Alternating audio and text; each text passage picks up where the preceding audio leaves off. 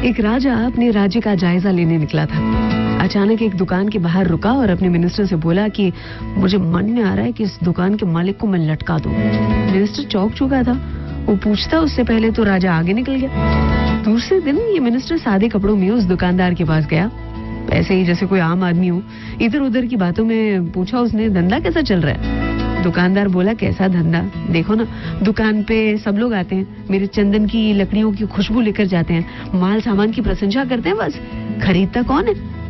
बोला, अब तो बस ये राजा मरे तो उसके लिए चंदन की लकड़ियों की डिमांड आए, और बहुत आएगी, आखिर राजा है वो, और मैं एक ही तो हूँ चंदन की लकड़ियों वाला यहाँ पर, और है कौन?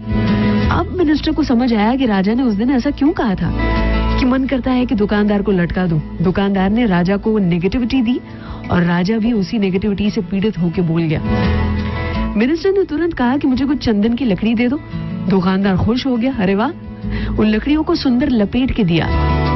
मिनिस्टर ने सीधा जाके राजा के पास उन लकड़ियों को रखा, कहा कि महाराज आपके लिए भेंट है, चंदन की लकड़ियों वाला जो दुकानदार है उसने भेजी है।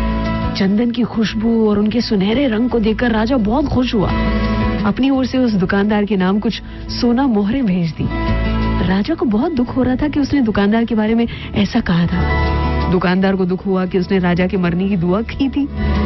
उस दिन से राजा के गुणगान गाना शुरू कर दिया था, अर्थात what you give to the world is what you get back. किसी ने एक स्वामी जी से पूछा था कि ये कर्मा क्या है? हमारे शब्द, हमारे काम, हमारी भावनाएं। स्वामी जी ने जवाब दिया था, your thoughts are your karma. आज के दिन में हर विचार की जांच करेंगे, नेगेटिव थॉट आते ही ना उसको वहीं के वहीं कुचल देंगे। अर्चना नी સાથે સલામ દુઆ વણકમ પ્રણામ સત શ્રી અકાલ। કેમ છો? સારું છે? અમદાવાદ આખું મારું છે। अर्चना की ओर से गुड मॉर्निंग एंड